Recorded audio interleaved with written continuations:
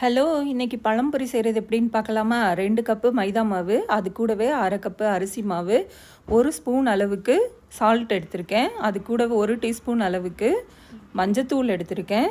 அதுக்கப்புறமா sugar add பண்ணணும். என்கிட்ட ஒயிட் சுகர் இல்லாதனால ப்ரௌன் சுகர் போட்டிருக்கேன். மேல் மாவுக்கு எந்தளவு இனிப்பு தேவையோ அந்தளவு ஆட் பண்ணால் போதும். அது கூடவே ஒரு 1/2 ஸ்பூன் அளவுக்கு சோடா எடுத்திருக்கேன்.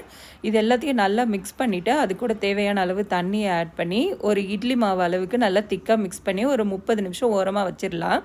இப்போ நல்லா பழுத்த நேந்திர வாழைப்பழத்தை எடுத்து அதை நமக்கு என்ன மாதிரி சைஸ் வேணுமோ அந்த சைஸில் கட் பண்ணி எடுத்துக்கலாம். நான் இந்த மாதிரி பாதியாக வெட்டி எடுத்திருக்கேன். அப்புறம் இந்த மாதிரி கொஞ்சம் சின்ன சின்ன சைஸ்லையும் வெட்டி எடுத்துருக்கிறேன். இந்த மாதிரி இருக்கும்போது ரொம்ப சீக்கிரமாகவும் வெந்துடும். நமக்கு நல்லா ஒரு அந்த மேல் மாவோடு சேர்ந்து ஒரு நல்ல டேஸ்ட்டும் கிடைக்கும். ஸோ இப்போ ஆயில் சூடானதும் இது எல்லாத்தையுமே ஆயிலில் போட்டு ஒரு மீடியம் ஃப்ளேமில் வச்சு ஃப்ரை பண்ணி எடுத்துக்கலாம். ஹை ஃப்ளேம் வச்சிங்கன்னா சீக்கிரமாக தீஞ்சு போயிடும். சூடான சுவையான பழம்பொரி ரெடி ஆயிடுச்சு. வாங்க சாப்பிடலாம்.